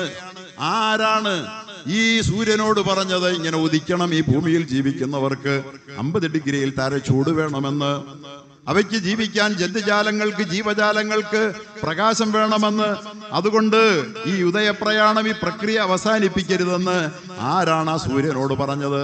അതിന് ഭ്രാന്താണോ? ലക്ഷം വർഷമായിട്ട് ഇങ്ങനെ ഉദിച്ചുകൊണ്ടിരിക്കാൻ അതിന് ഭ്രാന്താ? ഒന്ന് വഴിമാറി പോകാൻ പോലും തോന്നിയില്ലല്ലോ ഇതുവരെ. ആരോ അതിനോട് പറയാതെ അതിന് സ്വയം തോന്നുമോ? ഏതെങ്കിലും ഒരു പ്രകൃതി വസ്തുവിന് വെറുതെ അങ്ങനെ തോന്നാമോ? ആരാണതിനെ യഥാർത്ഥത്തിൽ നിയന്ത്രിക്കുന്നത്? ചന്ദ്രനെ കുറിച്ച് അവർ ചോദിക്കും, എന്തിനാണ് ഇങ്ങനെ പിറയായി ഉദിക്കുന്നതെന്ന്. അങ്ങനെയല്ലേ? ഒരു ചന്ദ്രൻ എന്ന് പറയുന്നത് ഒരു പൂർണ്ണവൃത്തമാണ്. പൗർണമി രാവിലെ അത് പൂർണ്ണവൃത്തത്തിലാണ്, 100% റൗണ്ടിലാണ്. 2 ദിവസങ്ങളിൽ 2 റൗണ്ടിലാണ്, 2 ദിവസങ്ങൾ പൂർണ്ണ റൗണ്ടിലാണ്. പക്ഷെ തുടങ്ങുന്നത് തേങ്ങാപ്പൂള് പോലെയാണ്. പിന്നീട് അത് അല്പം വലുതാവുകയാണ്, പിന്നീട് അല്പം വലുതാവുകയാണ്, പിന്നെ അർത്ഥവൃത്തമാവുകയാണ്, പിന്നീട് പൂർണ്ണവൃത്തമാവുകയാണ്, പിന്നീട് പഴയതുപോലെ താഴോട്ട് വരികയാണ്. എന്തിനാണിത്? ആര് പറഞ്ഞിട്ട്? എന്തിനാണത്? ഭൂമിയിൽ ജീവിക്കുന്ന മനുഷ്യന്റെ കലണ്ടറാണ്. സമയമറിയാൻ അവന്റെ മുമ്പിൽ വേറെ വഴി വല്ലതുമുണ്ടോ? 1-ാം തീയതിയും 2-ാം തീയതിയും 3-ാം തീയതിയും അറിയാൻ ചന്ദ്രൻ ഇങ്ങനെ ഉദിച്ചാൽ മതിയെന്ന്. അങ്ങനെ നന്നായി ചന്ദ്രനെ നിരീക്ഷിക്കാൻ അറിയുന്ന ഏതൊരാൾക്കും ചന്ദ്ര നിരീക്ഷകന്മാരുണ്ടെങ്കിൽ ഓരോ പിറ നോക്കിയാലും അവർക്കറിയാം ഈ പിറ 1ആണെന്നറിയാം. 2-ാം പിറ നോക്കുന്നവർക്ക് 2ആണെന്നറിയാം. 3-ാം പിറ നോക്കുന്നവർക്ക് 3ആണെന്നറിയാം. പക്ഷെ ഇന്ന് പിറ നോക്കി പ്രഖ്യാപിക്കുന്ന കാളിക്ക് പോലും നോക്കാൻ അറിയില്ല. കാളിയുടെ കൂട്ടത്തിൽ തന്നെ പിറ നോക്കി തീയതി പറയാൻ അറിയുന്നവരില്ല. അള്ള പറഞ്ഞതാ അത് നോക്കിയാൽ നിനക്ക് സമയമറിയാന്ന്. അത് നോക്കിയാ മതി. പിറ അതിനാ അങ്ങനെ വെച്ചേക്കണത്. ഓരോ ദിവസത്തെയും പിറയുടെ വ്യത്യാസം 1, 2, 3, 4 എന്ന് തരം തിരിച്ച് ലോകത്തിന് കലണ്ടറാക്കാൻ വേണ്ടി അള്ളാഹു താല വെച്ചതാണ്. ആ ക്രമം തെറ്റിച്ച് അതിന്റെ നിഴൽപ്പാടുകളിൽ വ്യത്യാസം വരുത്തി ഉദിക്കാൻ പോലും കഴിയാത്ത അച്ചടക്കത്തിന് ഈ ചന്ദ്രൻ വിധേയമായി. ആകാശസീമകളിൽ എങ്ങനെയാണ് ഇത് ഉയർന്നു നിന്നിങ്ങനെ ഉദിക്കുന്നതെന്ന് ചോദിക്കുക. അത് മനുഷ്യന്റെ കലണ്ടർ അല്ലേ? അത്ഭുതം. അള്ള ചോദിക്കുക, ചിന്തിച്ചിട്ടുണ്ടോ? വേണമെങ്കിൽ ഒറ്റ വൃത്തത്തിലും ഉദിച്ചാൽ പോരെ. ഈ നിഴലൊന്നും ഇല്ലാതെ ഉദിച്ചാലും ചന്ദ്രൻ ചന്ദ്രനാവൂലേ? എന്തിനാണത് ഇങ്ങനെ ഉദിക്കാൻ? ആരാണ് അതിനോട് പറഞ്ഞത്? ആ പറഞ്ഞ ശക്തിയെ അറിയുമ്പോൾ മാത്രമാണ് ഈമാൻ ഇറങ്ങുക. അങ്ങനെ ഇറങ്ങിയ ഈ പ്രപഞ്ചത്തിലെ ഓരോ അണുവിനെയും കണികയെയും അണ്ടകടാഹത്തെയും ചെറുതിനെയും വലുതിനെയും ഒക്കെ കൺട്രോൾ ചെയ്യുന്ന ഒരു ശക്തി ഉണ്ടെന്ന് ബുദ്ധി കൊണ്ട് തിരിച്ചറിഞ്ഞ ഇതല്പം ചിന്തിക്കുന്നവനെ മനസ്സിലാവുള്ളൂ. അല്പം ബുദ്ധിയുടെ ആവശ്യമുണ്ട്. അതിനാണല്ലോ തല തന്നേക്കണേ, അതിനാ തലച്ചോറ് തന്നേക്കണേ. ഇതില്ലാത്തത് കൊണ്ടാണ് താറാവിന് വളരാൻ കഴിയാഞ്ഞത്. ഇതില്ലാത്തതുകൊണ്ടാണ് കഴുതയ്ക്ക് നമ്മളെക്കാൾ അറിവ് ചെറുപ്പത്തിൽ ഉണ്ടായിരുന്ന കഴുതയ്ക്ക് വളരാൻ കഴിയാഞ്ഞത്. ഇതില്ലാത്തത് കൊണ്ടാണ് കഴുതയോളമോ താറാവിനോടൊമോ തിരിച്ചറിവ് ചെറുപ്പത്തിൽ ഇല്ലാഞ്ഞ നമുക്ക് വളരാൻ കഴിഞ്ഞത്. ഇതുകൊണ്ടാ. ഇത് ഉപയോഗിക്കാൻ വേണ്ടി നമ്മെ പഠിപ്പിക്കുന്ന ഗ്രന്ഥമാണ് ഖുർആൻ. അതുകൊണ്ടാണ് അല്ലാഹു തആല എല്ലാ വെള്ളിയാഴ്ചയും ഇമാമ പള്ളിയിൽ മിമ്പറിൽ നിന്നുകൊണ്ട് ഓതി കേൾപ്പിക്കണമത്രേ. അഫലാ യൻദുറൂന ഇലൽ ഇബിലി കൈഫ ഖുലിഖത്. ഇമാമ മഅമൂമിങ്ങളെ എല്ലാ വെള്ളിയാഴ്ചയും കേൾപ്പിക്കണം. നിങ്ങൾ ഒട്ടകത്തെ കണ്ടിയോ, എങ്ങനെ അത്ഭുതകരമായിട്ടാണ് അതിന്റെ ആവശ്യമറിഞ്ഞതിനെ സൃഷ്ടിച്ചതെന്ന്. മരുഭൂമിയിലെ കിലോമീറ്ററുകൾ താണ്ടുന്ന വെള്ളമില്ലാത്ത മരുപ്പറമ്പിലൂടെ യാത്ര ചെയ്തു പോകുമ്പോ അതിനാവശ്യമായ വെള്ളം അതിന്റെ അന്തർഭാഗത്ത് ശേഖരിച്ചു വെച്ചുകൊണ്ട് വെള്ളമില്ലാത്ത മരുഭൂമി താണ്ടാൻ പാകത്തിന് ജലത്തിന്റെ ബ്ലാഡറുകൾ ഉള്ളിൽ സംക്ഷേപിച്ചുകൊണ്ട് എങ്ങനെയാണ് ഈ ഒട്ടകത്തെ പടച്ചതെന്ന് നിങ്ങൾ ചിന്തിച്ചാൽ അത് തീർച്ചയായും പടച്ച ഒരുത്തനുണ്ട്, ഒരു പടച്ചവനുണ്ടെന്നറിയും. ആരോ പടച്ചു, അവനാ പടച്ചവൻ. ആരോ പടച്ചു. വൺ ഹൂ പടച്ചു, ഹി ഈസ് പടച്ചവൻ. One who create, he is creator. അതാ ക്രിയേറ്റർ എന്ന് പറഞ്ഞാൽ കർത്താവ് ഉണ്ടെന്നറിയാം, ക്രിയേറ്റർ ഉണ്ടെന്നറിയാം. അതിന്റെ പേരാ പടച്ചോൻ. നല്ല വാക്കാ. അള്ളാഹ്ക്ക് പറയാൻ പറ്റുന്ന ഏറ്റവും നല്ല വാക്കെന്താ? പടച്ചോനുണ്ട്. അറിഞ്ഞു വെച്ചുകൊണ്ട് പടച്ചതാണ് അവനെ, ആ വസ്തുവിനെ എന്നറിയാം. അറിഞ്ഞു വെച്ച് പടച്ചിട്ട് കൽപ്പിച്ച് കൃത്യമായി ലക്ഷോപലക്ഷം വർഷങ്ങളായി റൂട്ട് തെറ്റാതെ സൂര്യൻ സഞ്ചരിക്കുന്നത് ചിന്തിക്കുന്നവനറിയാം. ചന്ദ്രൻ കൃത്യമായി ഉദിക്കുന്നു അസ്തമിക്കുന്നു എന്ന് മാത്രമല്ല, അതിന്റെ നിഴലിൽ പോലും വ്യത്യാസമില്ലാതെ 1-ാം തീയതിക്ക് ഒരു അളവാണ്, 2-ാം തീയതിക്ക് മറ്റൊരളവാണ്, 3-ാം തീയതിക്ക് മറ്റൊരളവാണ്, 4-ാം തീയതിക്ക് മറ്റൊരളവാണ്. അങ്ങനെ അതിന്റെ നിഴലിൽ പോലും കൃത്യത സൂക്ഷിച്ചുകൊണ്ട് ഭൂമിയുടെ ചക്രവാളത്തിൽ ഉദിച്ചു വരാൻ ചന്ദ്രനെ പ്രേരിപ്പിക്കുന്ന ശക്തിയുണ്ടെന്നറിയാം. ചിന്തിക്കാം. ഖുർആൻ നമ്മളെ പഠിപ്പിക്കുന്നത് എന്തിനാ? ചിന്തിക്കാനാ. പക്ഷെ ഖുർആൻ വായിക്കില്ല, ഖുർആനിൽ ചിന്തിക്കുകയില്ല. എന്നിട്ട് ആരെങ്കിലും പറഞ്ഞാൽ ഈമാൻ പോയിട്ട് നമ്മുടെ മക്കൾ സ്കൂളിലും കോളേജിലും പോയേച്ച് തിരിച്ചു വരുന്ന ഈമാൻ ഇല്ലാതെയാ. രാവിലെ ഈമാൻ തട്ടമിട്ടുകൊണ്ട് പോകുന്നോ വൈകിട്ട് തട്ടമില്ലാതെയാ വരുന്നത്. വീട്ടിൽ നിന്ന് തട്ടമിട്ട് ഇറങ്ങും, റോട്ടിലിറങ്ങി കഴിയുമ്പോഴത്തേനും ബാഗിൽ കയറും തട്ടം നമ്മുടെ പെമ്പിള്ളേരുടെ. എന്താ കാര്യം? ചിന്താശൂന്യന്മാരുടെ ഒരു സംഘാതത്തിൽ അകപ്പെട്ടു പോകുന്നതിന്റെ ദുരന്തമാ. ചിന്തയെ ഉണർത്തുന്നതാരാണ് ഈ ലോകത്ത്? ചിന്തയെ ഉണർത്തുന്നതാരാ? അള്ളാഹുവിന്റെ ഗ്രന്ഥമാണ് ഖുർആൻ. ഇത് വെറും ഒരു പുസ്തകമല്ല. നമ്മുടെയൊക്കെ ചിന്തയുടെ ലോകത്തൊരാവേശത്തിന്റെ ആഘോഷം സൃഷ്ടിക്കാൻ കഴിയുന്ന, അത്ഭുതം കൊണ്ട് ഈ ലോകത്തെ അട്ടിമറിച്ച ഒരു ഗ്രന്ഥത്തിന്റെ പേരാണ് ഖുർആൻ. ഈ ഗ്രന്ഥമാണ് കൊർഡോബയിൽ ആദ്യമായി യൂണിവേഴ്സിറ്റി സ്ഥാപിച്ചത്. 6-ാം നൂറ്റാണ്ടിൽ മുഹമ്മദ് മുസ്തഫ അറേബ്യൻ കാടത്വത്തെ സംസ്കാരത്തിന്റെ കൊടുമുടിയിലേക്ക് കൈപിടിച്ച് ആനയിച്ചതിന് ശേഷം ഉമറുൽ ഫാറൂഖിന് ഖിലാഫത്തേൽപ്പിച്ച, അബൂബക്കറിന് ഖിലാഫത്തേൽപ്പിച്ച, അത് അങ്ങനെ ലോകത്തേക്ക് ഇസ്ലാമിക ഖിലാഫത്ത് പടരുകയും പന്തലിക്കുകയും ചെയ്തപ്പോ യൂറോപ്പിലേക്കാണ് ആദ്യം ഇത് കടന്നുപോയത്. 600 ആണ്ട് യൂറോപ്പിന്റെ ചങ്കത്ത് മുസ്ലിം സ്പെയിനില് അവരുടെ ചിന്തകളെ ഈ ഖുർആൻ ചൂടുപിടിപ്പിച്ചപ്പോൾ, അള്ളാന്റെ റസൂലിന്റെ കാലത്തിന് 1 നൂറ്റാണ്ട് പിന്നിട്ടപ്പോൾ ലോകത്ത് ഇന്നത്തെ യൂറോപ്പിന്റെ റിനൈസൻസിന്, അതിന്റെ നവോത്ഥാനത്തിന് മുഴുവൻ കാരണമായി തീർന്ന അറിവുകൾ, ചിന്തകൾ പരിശുദ്ധമായ ഖുർആൻ കൊണ്ട് യൂറോപ്പിന്റെ നവോത്ഥാനത്തിന് 5 നൂറ്റാണ്ട് മുമ്പ് കൈമാറിക്കൊടുത്ത ഗ്രന്ഥത്തിന്റെ പേരാണ് ഖുർആൻ. നമ്മൾ ഓർക്കാറുണ്ടോ? നമ്മുടെ മക്കൾ പഠിക്കുന്ന ഈ പുസ്തകം അതാണ്, അതിനകത്ത് ഈ പ്രേരണകളുണ്ടെന്ന് നമ്മൾ ആരെങ്കിലും ഓർക്കാറുണ്ടോ?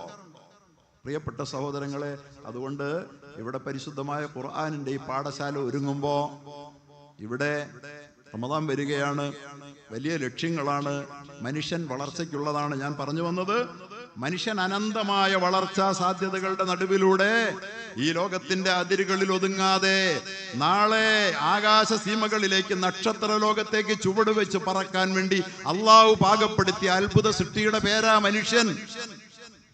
മനുഷ്യൻ എന്ന് പറയുന്നത് ഈ കണ്ട പുരോഗതി മനുഷ്യൻ നിൽക്കുമെന്ന് കരുതിയോ? ഞാൻ പറഞ്ഞല്ലോ, താറാവും കഴുതയും ഒരു കൊളക്കടവിൽ കൊണ്ടുപോയി നിർത്തിയപ്പോ മനുഷ്യന്റെ തിരിച്ചറിവ്, മനുഷ്യനില്ലാത്ത തിരിച്ചറിവ് ആർജിച്ചുകൊണ്ട് ജീവൻ രക്ഷിക്കാൻ വേണ്ടി കഴുത തിരിച്ചു പോയപ്പോ, താറാവ് വെള്ളത്തിലിറങ്ങി നീന്തിപ്പോയപ്പോൾ ഈ മനുഷ്യ കുഞ്ഞിന് അവിടെ വീണ് ചാകാൻ മാത്രം വിധിക്കപ്പെട്ടിരുന്ന ഒരു മനുഷ്യൻ വളർന്ന് ഇവിടെ എത്തി. ഇപ്പൊ ആളുകൾ വിചാരിച്ചിരിക്കുന്ന ഇവിടം വരെ വളർന്നു എന്നാ. ഇനി വളർച്ചയില്ലേ? ഇനിയും വളരുക. എവിടം വരെ വളരും?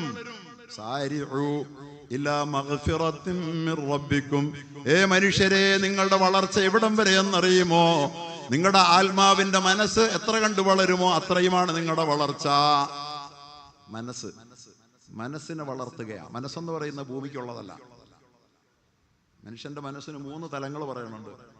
അള്ളാഹു പരിശുദ്ധ ഖുർആനിൽ പറയുന്നുണ്ട് 3 തലങ്ങൾ മനുഷ്യ മനസ്സിന്. ഒന്ന് നഫ്സുൽ അമ്മാറ, മനുഷ്യന്റെ വളർച്ചയുടെ സാംസ്കാരിക വളർച്ചയുടെ ആദ്യഘട്ടങ്ങളിൽ അവന്റെ മനസ്സ് അമ്മാറയായിരിക്കും എന്ന് പറഞ്ഞാൽ തെറ്റിന് മാത്രം പ്രേരിപ്പിച്ചുകൊണ്ടിരിക്കും. ടീനേജ് പ്രായം, തെറ്റു മാത്രം. ആര് ശരി പറഞ്ഞാലും കേൾക്കൂല. എല്ലാം മാതാപിതാക്കളെ വെല്ലുവിളിക്കും, അധ്യാപകരെ വെല്ലുവിളിക്കും, സ്കൂൾ നിയമങ്ങൾ ലംഘിക്കും.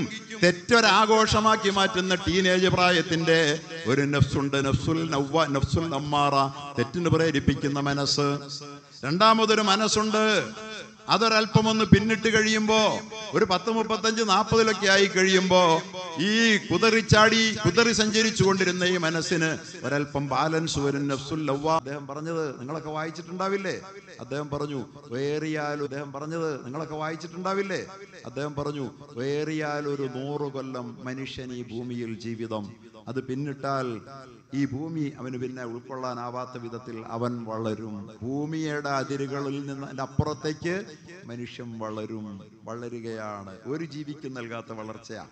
അങ്ങനെ വളർന്നാൽ അവൻ എവിടെ ചേക്കേറും? നക്ഷത്ര ലോകത്തവന് ചേക്കേറേണ്ടി വരുമെന്ന് പറഞ്ഞത് അള്ളാഹുവാണ് ആദ്യം. മനസ്സ് നന്നാക്കി റബ്ബിക്കും. നഫ്സിന്റെ ദുഷ്പ്രേരണകൾക്ക് വശംവദമായി അപരാധങ്ങൾ പ്രവർത്തിച്ചു പോയ മനസ്സിനെ പാപരഹിതമാക്കി തീർക്കുന്ന റമദാൻ പോലുള്ള മഗ്ഫിറത്തിന്റെ തുരുത്തുകളിലേക്ക് നിങ്ങൾ വന്ന് നിങ്ങൾ സ്വയം സംസ്കൃതരാവുക. വേഗം വരണം, നേരമില്ല. മഗ്ഫിറത്തിൻ മിർ റബ്ബിക്കും. മലിനമായി പോയ, തെറ്റിനേറെ പ്രേരിപ്പിച്ച് മലിനീകരിക്കപ്പെട്ട മനസ്സിന്റെ പാപം നീക്കിക്കളയുക, മഗ്ഫിറത്തിലേക്ക് വരിക. പിന്നെ വരുന്നത് എങ്ങോട്ടെന്നറിയോ? ജന്ന.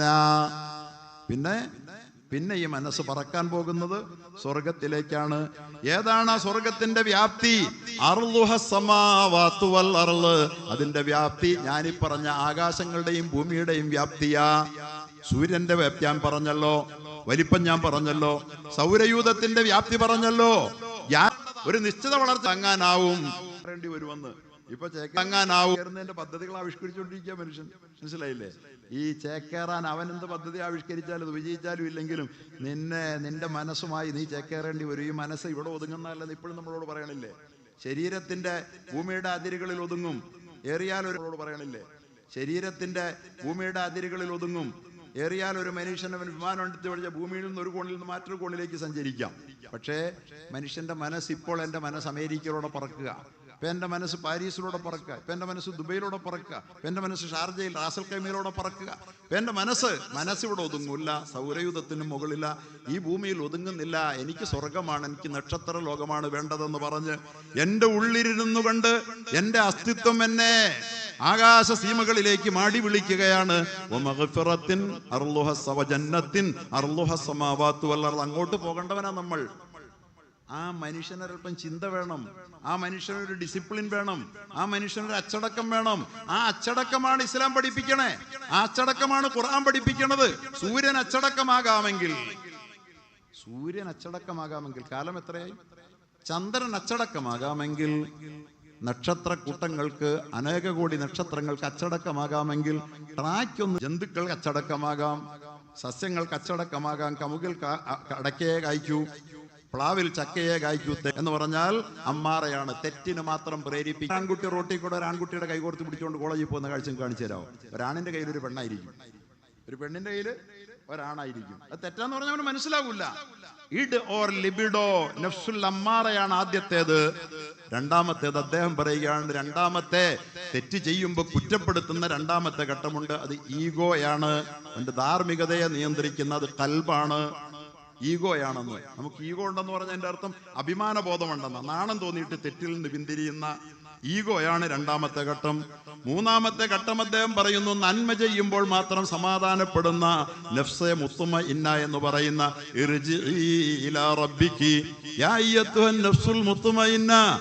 നന്മയിൽ സന്തോഷവും സമാധാനവും കണ്ടെത്തുന്ന, നന്മ ചെയ്തില്ലെങ്കിൽ അടക്കം കിട്ടാത്ത, തിന്മ ചെയ്താൽ പൊറുക്കാനാവാത്ത മനുഷ്യാത്മാവെ വന്നോളൂ, മടങ്ങാൻ നേരമായി. അവിടെ എത്തിയാൽ വരാം, നേരെ സ്വർഗത്തിലേക്ക് ചേക്കേറാം.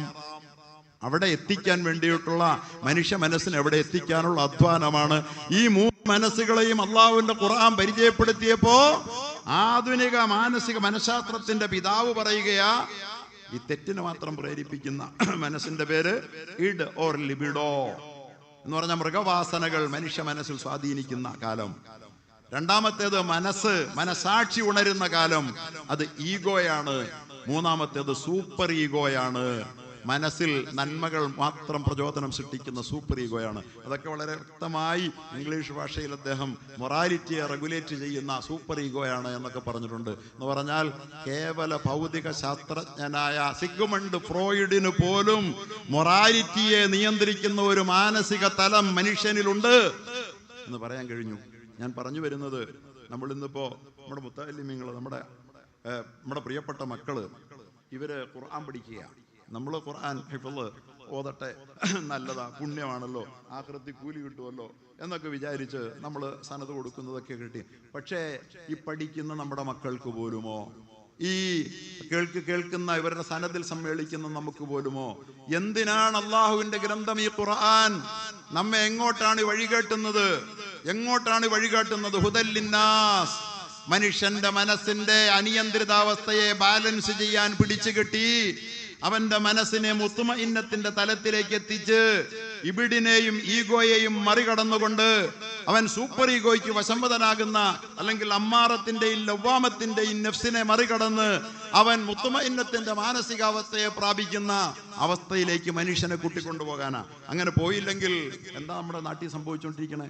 ഖുർആൻ പഠനം അതിന്റെ വിശാലാർത്ഥ തലങ്ങളിൽ ഖുർആൻ പഠിപ്പിക്കപ്പെടാത്ത നമ്മുടെ കേരളത്തിൽ സ്കൂളുകളിൽ, കോളേജുകളിൽ, ലോകത്തൊക്കെ നടക്കുന്ന എന്താ?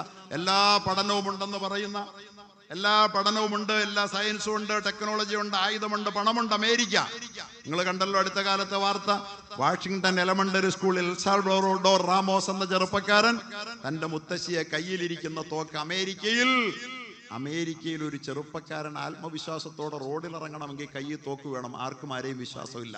ഖുർആനില്ലാത്ത ഒരു ജനത, വേദഗ്രന്ഥത്തെ പരിഗണിക്കാത്ത ഒരു ജനത.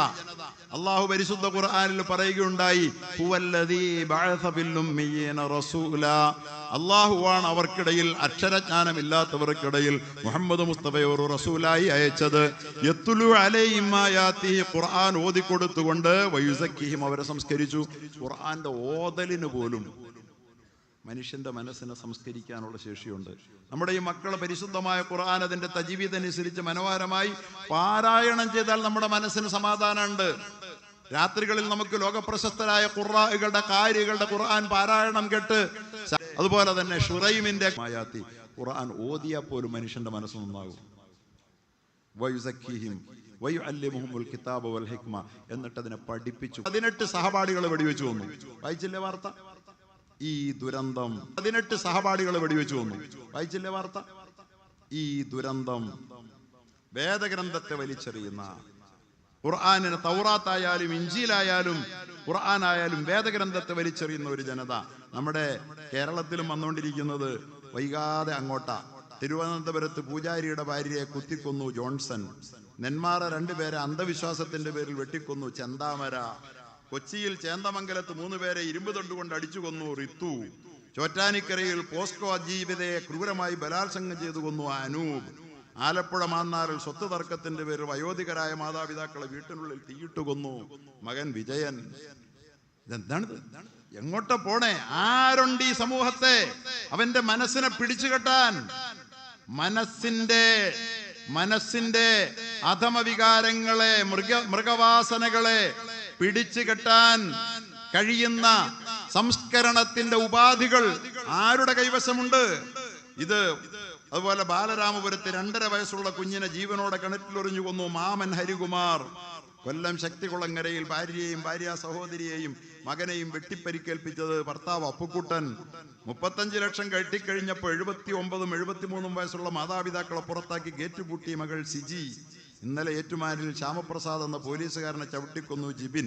1 മാസത്തിനുള്ളിൽ ഇത്രയും രേഖപ്പെടുത്തിയത് മാത്രം. ഇങ്ങനെ കുറുകൃത്യങ്ങൾ പെരുകുകയാ. സഹോദരങ്ങളെ, ഈ പരിശുദ്ധമായ ഖുർആൻ നമ്മുടെ സമൂഹത്തിൽ വ്യാപിപ്പിച്ചില്ലെങ്കിൽ UN കയ്യിലില്ല ഈ യുവതയെ തിരുത്താനുള്ള മരുന്ന്. US കയ്യിലില്ല ആ യുവാക്കളെ നേർവഴിക്ക് നയിക്കാനുള്ള മരുന്ന്.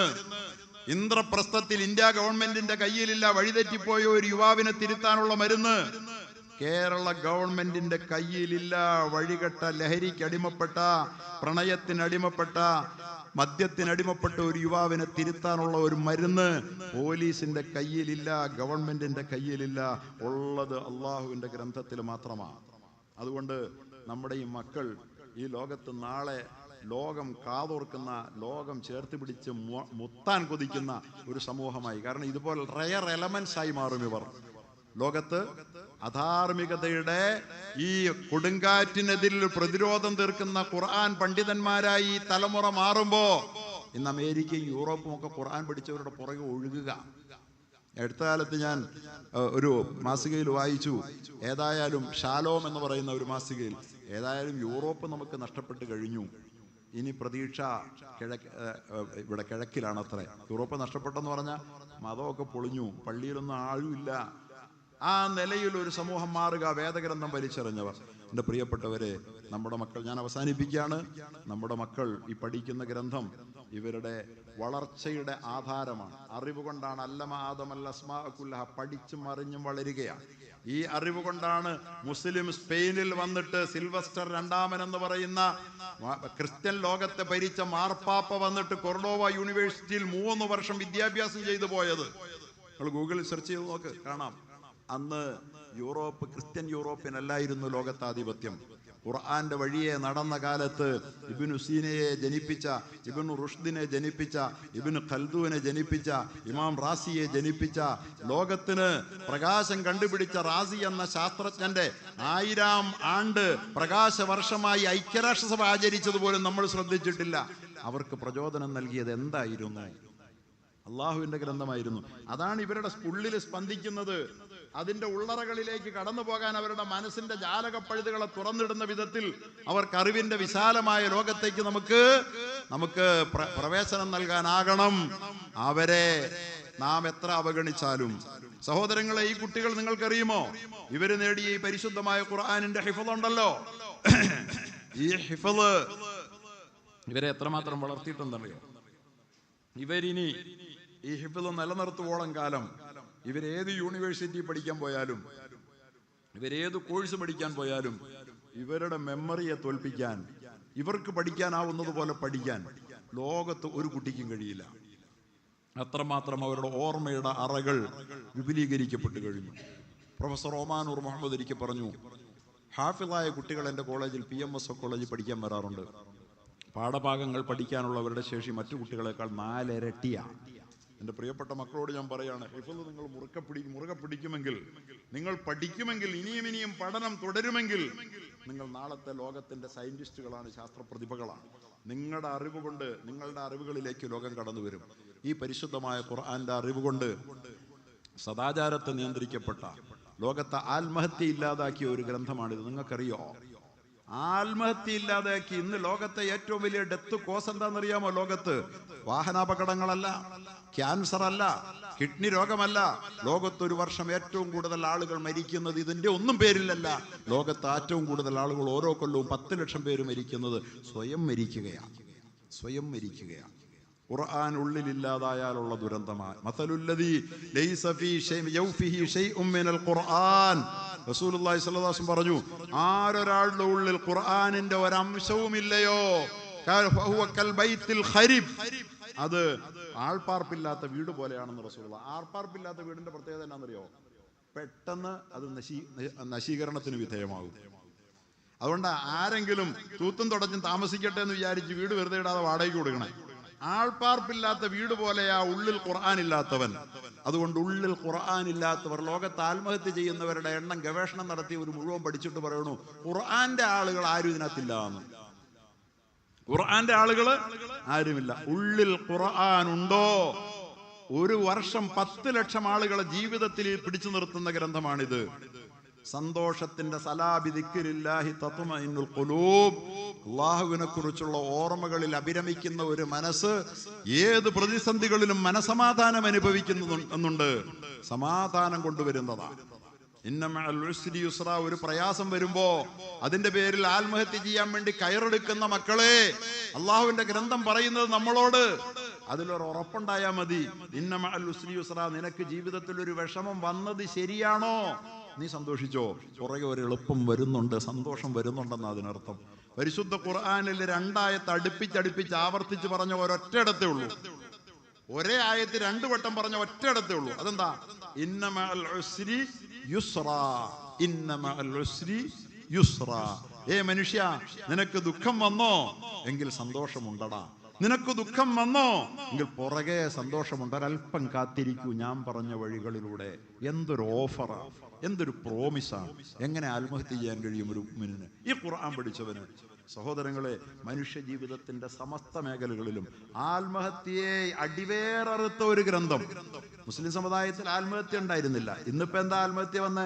ഇന്നിപ്പോ മറ്റു വിദ്യാഭ്യാസം കൂടി. പഠിക്കണം, ഖുർആൻ പഠിച്ചിട്ടൊന്നും കാര്യമില്ല എന്ന് വിചാരിച്ച് മക്കളെ ഖുർആൻ അല്ലാത്ത എല്ലാം പഠിപ്പിക്കാൻ വിട്ടപ്പോ എൻ്റെ മഹലിൽ തന്നെ ഒരു അഭിഭാഷക വിദ്യാർത്ഥിനി ആത്മഹത്യ ചെയ്തു. ഇപ്പോൾ വിദ്യാഭ്യാസം നേടിയ മക്കളൊക്കെ മുസ്ലിം സമുദായത്തിൽ ആത്മഹത്യ. ഖുർആൻ പഠിച്ച മക്കൾ ഇന്നൊരു ആത്മഹത്യ ചെയ്ത ചരിത്രം കേട്ടിട്ടുണ്ടോ? ഈ ഖുർആന്റെ പേരിൽ ഈ സമുദായം ആത്മഹത്യ ഇല്ലാത്ത സമുദായം എന്ന അത്ഭുതത്തോടു കൂടി ലോകം കണ്ടതല്ലേ? മദ്യത്തിനും പ്രണയത്തിനും അടിമപ്പെട്ടു പോയ ഒരു ലോകമാണ്. പിടിച്ചുകെട്ടാൻ ആർക്കും കഴിയില്ലെന്ന് എല്ലാവരും സമ്മതിക്കുമ്പോൾ മദ്യത്തിന്റെ കച്ചവടക്കാരൻ കേരളത്തിന്റെ തെരുവിൽ ഒരുത്തം പോലുമില്ലാതെ 14 നൂറ്റാണ്ടായി പിടിച്ചു നിർത്തുന്ന ഒരു ഗ്രന്ഥത്തിന്റെ പേരാണിത്. സാമൂഹിക പരിവർത്തനത്തിന്റെ കൊടുങ്കാറ്റാണ് ഇതിന്റെ വരികളിലും താളുകളിൽ മലയടിക്കുന്നത്. അറിയുമോ നിങ്ങൾക്ക്?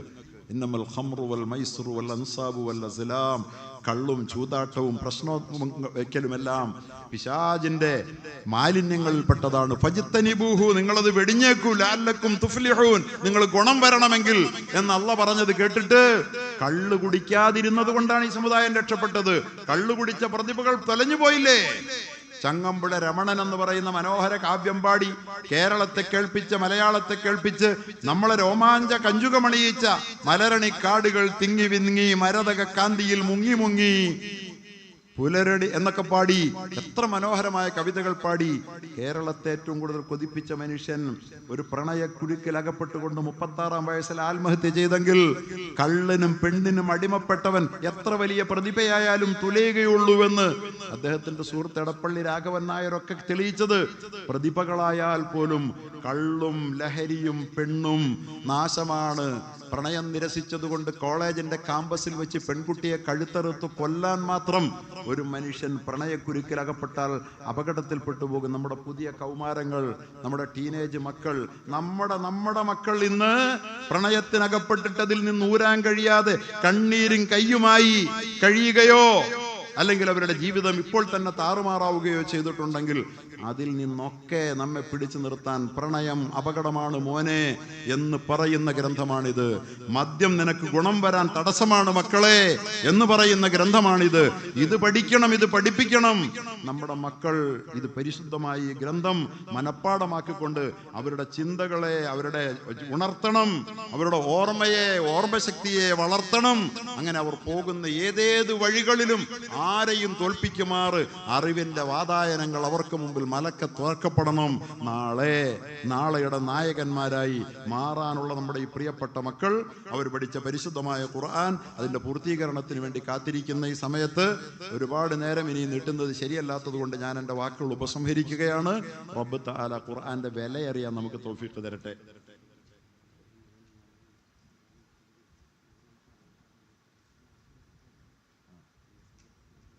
ഇവിടെയോ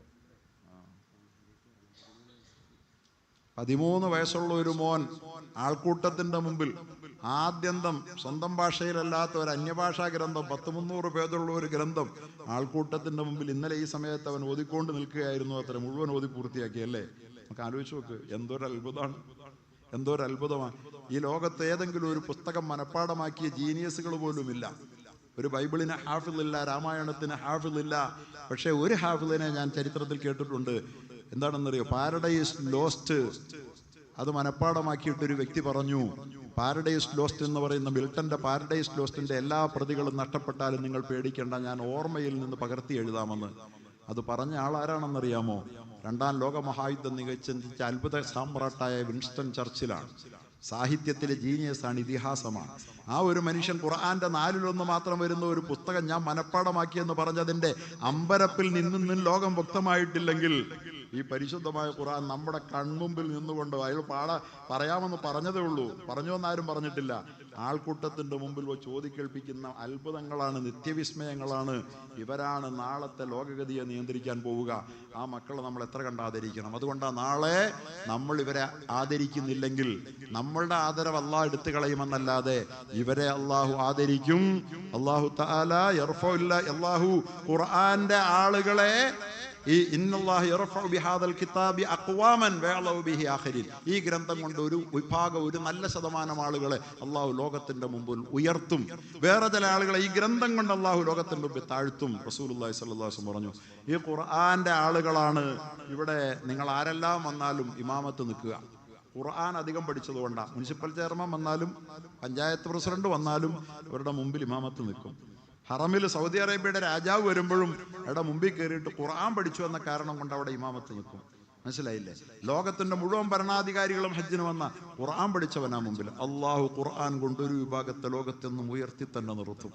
എന്നാൽ ഈ ഖുർആനെ വലിച്ചെറിഞ്ഞ ആളുകളെ ലോകത്ത് ഇകഴ്ത്തുക തന്നെ ചെയ്യും. ഖുർആൻ കൊണ്ട് എല്ലാവരും ഉയർത്തും എന്നുള്ള പറയണില്ല. ഖുർആനെ കൈകാര്യം ചെയ്യേണ്ടതുപോലെ കൈകാര്യം ചെയ്യാത്തവരെ അക്കാരണം കൊണ്ട് തന്നെ ലോകത്ത് മാനം കെടുത്തും, നിസാരരാക്കും. ഒപ്പം നാളെ സാഹിബുൽ ഖുർആൻ, അവിടെയാണല്ലോ ലോകം, അവിടെയാണല്ലോ ഈ മനസ്സ് ചേക്കേറേണ്ടത്, അവിടെയാണല്ലോ എങ്ങനെങ്കിലും നാളെ ഖുർആന്റെ പേരിൽ എന്നെ സ്വർഗത്തിലേക്ക് കൈപിടിച്ച് നടത്താൻ ശുപാർശ ചെയ്യാൻ അള്ളാഹ് അനുവാദം കൊടുക്കുന്ന ഈ മക്കളിൽ ഒരു മകൻ എൻ്റെതുണ്ടാകണമെന്നെങ്കിലും ആഗ്രഹിക്കാൻ നമുക്ക് കഴിഞ്ഞില്ലെങ്കിൽ നമ്മളും ഖുർആനും തമ്മിലുള്ള ലിങ്ക് മുറിഞ്ഞു പോയിട്ട് നിന്ദ്യതയുടെ പാതാളക്കുഴിയിലേക്ക് നമ്മൾ ദുനിയാവിലും ആഖിറത്തിലും ചവിട്ടി താഴ്ത്തപ്പെടാനിടയാകും. അങ്ങനെയൊന്നും വരാതെ അള്ളാഹു നമ്മെ എല്ലാവരെയും ഖുർആൻ സ്നേഹികളിൽ, അതാണല്ലോ നമ്മളിവിടെ ഇപ്പോൾ ഒരുമിപ്പിച്ചത്. ഇത്രയും പള്ളി നിറഞ്ഞിരിക്കുന്ന ഈ സദസ്സ് ഖുർആൻ ഓതുന്നത് അള്ളാഹുവിൻ്റെ ഗ്രന്ഥത്തോടുള്ള ഇഷ്ടം കൊണ്ട് വന്നിരുന്നതാണ്. നമ്മൾ ഖുർആൻ സ്നേഹികളാണ്. പക്ഷേ വെറും സ്നേഹം ഉള്ളിലൊതുക്കിയ സ്നേഹമാകരുത്. നാമും ഖുർആൻ പഠിക്കുക. ഒരു ദിവസം ഒരു ചെറിയ സൂറത്തെങ്കിലും പഠിക്കുക, ഓതുകയും പഠിക്കുകയും ചെയ്യുക. മജ്തമഅ ഖൗമുൻ ഫി ബൈത്തിൻ മിൻ ബുയൂത്ത്, ഏതെങ്കിലും ഒരു പറ്റം ആളുകൾ അള്ളാഹുവിന്റെ വീടുകളിൽ ഏതെങ്കിലും ഒന്നിൽ ഒരുമിച്ചിരിക്കുകയും അവർ ഒന്നിച്ച് ഖുർആൻ ഓതുകയും, രാവിലെ സുബഹിക്ക് പള്ളിയിൽ വന്നു ഒരാൾ ഓതിക്കൊടുത്തു, ഒരേറ്റോതുകയും എന്നിട്ട് അതിന്റെ ഉള്ളിലുള്ള ആശയങ്ങൾ അവർ പരസ്പരം ചർച്ച ചെയ്ത് ഒരായത്തല്ലെങ്കിൽ 2 ആയത്ത് അവർ പഠിക്കുകയും ചെയ്താൽ അവർ ടെൻഷൻ ഫ്രീ ആയിരിക്കും. അങ്ങനെ പഠിക്കുന്നവർക്ക് ടെൻഷൻ ഉണ്ടാവില്ല. ഏറ്റവും വലിയ ഓഫറാണ്, ടെൻഷൻ ഉണ്ടാവില്ല. ഖുർആൻ ഓതുന്ന ഒരു മജ്‌ലിസിൽ വന്നിരുന്ന് എല്ലാ ദിവസവും വരിക. എന്നിട്ടൊരു ഉസ്താദ് അതിൻ്റെ കൂട്ടത്തിൽ ഞങ്ങളൊക്കെ ദർസ് നടത്താറുണ്ടായിരുന്നു. ഞാനൊരു 4-5 വർഷം ഉദ്ഘാടനം നടത്തി. ഓതി കൊടുക്കും, 10-100 ആളുകൾ ഇരുന്ന് ഓതും, 1 മണിക്കൂർ ക്ലാസ് നടത്തും. എന്നിട്ട് ചായ ഒക്കെ കുടിച്ചിട്ട് എല്ലാവരും പിരിയും. അങ്ങനെയുള്ള ആളുകൾക്ക് ടെൻഷൻ ഉണ്ടാവില്ല എന്നാ അള്ളാഹു. നസൽ സക്കീന, സമാധാനം, ശാന്തി അവരുടെ മനസ്സിൽ പെയ്തിറങ്ങും. Tension free. ആധുനിക ലോകത്തിന്റെ ഏറ്റവും വലിയ പ്രശ്നം ടെൻഷനാണ്. അങ്ങനെ 4 കാര്യങ്ങൾ പറയാനുണ്ട്. അള്ളാഹുവിന്റെ ദർബാറിൽ അവരെക്കുറിച്ച് അള്ളാഹു മെൻഷൻ ചെയ്യും. മഹാനായ റസൂലുള്ളാഹി സ്വല്ലല്ലാഹു അലൈഹി വസല്ലം ജിബ്രീലുമായി വർത്താനം പറഞ്ഞു നിൽക്കുക ഒരിക്കൽ. ജിബ്രീലുമായി സ്വല്ലല്ലാഹു അലൈഹി വസല്ലം. അപ്പോഴാണ് അങ്ങ് അകലെ അബൂദർ കടന്നു വരുന്ന കാഴ്ച കാണുന്നത്. ജിബ്രീൽ ചോദിച്ചു, നബിയെ, വരുന്നത് അബൂദർ അല്ലേ? നമ്മളൊക്കെ ഈ സെലിബ്രിറ്റികളെ ടി-വിയിലും ഒക്കെ കണ്ട ആളുകളെ വഴിയിൽ വെച്ച് കാണുമ്പോൾ ആളുകൾ വലിയ ആവേശം കാണിക്കാറുണ്ട്. അങ്ങനെ കാണിക്കുന്ന പോലെ ജിബ്രീൽ ചോദിക്കുക, നബിയെ, വരുന്ന അബൂദർ അല്ലേ? സല്ലല്ലാഹു അലൈഹി വസല്ലം ചോദിച്ചു, അബൂദറിനെ ജിബ്രീലെ താങ്കൾക്ക് അറിയോ? പറഞ്ഞു, അറിയുമോന്നോ? അദ്ദേഹം ആകാശത്തിൽ സെലിബ്രിറ്റി അല്ലേ? അദ്ദേഹം ആകാശത്തിൽ സെലിബ്രിറ്റി അല്ലേ? എന്താണ് അതിന് കാരണം? അള്ളാഹുവിൻ്റെ അസ്തിത്വത്തിൻ്റെ ആകത്തുകയായ സൂറത്തുൽ ഇഖ്ലാസ് മനോഹരമായി പാരായണം ചെയ്ത് എൻജോയ് ചെയ്ത് അത് പ്രഘോഷണം ചെയ്യുന്ന ആളാണ് ധാരാളം. അതുകൊണ്ട് അദ്ദേഹം വലിയ സെലിബ്രിറ്റിയാണ് ഞങ്ങളുടെ ആകാശത്ത്. നാളെ ആകാശ ലോകത്ത് ഇവിടെ ആരുമല്ലെന്ന് നാം കരുതുന്ന ഈ പണ്ഡിതന്മാർ, ഈ മക്കൾ ആകാശത്തിൻ്റെ ഈ പ്രപഞ്ചാധിപനായ റബ്ബിൻ്റെ ദർബാറിൽ ചർച്ച ചെയ്യപ്പെട്ടുകൊണ്ടിരിക്കുകയാണ് ഈ നിമിഷങ്ങളിൽ പോലും എന്ന് നമുക്ക് തിരിച്ചറിയാൻ കഴിയേണ്ടതുണ്ട്. അതുകൊണ്ട് ഖുർആനിൻ്റെ ഒരു സന്ദർഭങ്ങളെയും നഷ്ടപ്പെടുത്താതിരിക്കുക. ഏതൊരു മജ്‌ലിസും നമ്മുടെ മനസ്സിന് സമാധാനം തരുന്നതാണ്, ആശ്വാസം നൽകുന്നതാണ്, ടെൻഷൻ ഫ്രീ നൽകുന്നതാണ്. അള്ളാഹുവിൻ്റെ ദർബാറിൽ നാം ചർച്ച ചെയ്യപ്പെടുന്ന ഒരു അത്ഭുതം അവിടെ സംഭവിക്കുന്നുണ്ട് എന്നറിഞ്ഞ് ഈ ഖുർആനോടുള്ള ബന്ധം കാത്തു സൂക്ഷിക്കാനും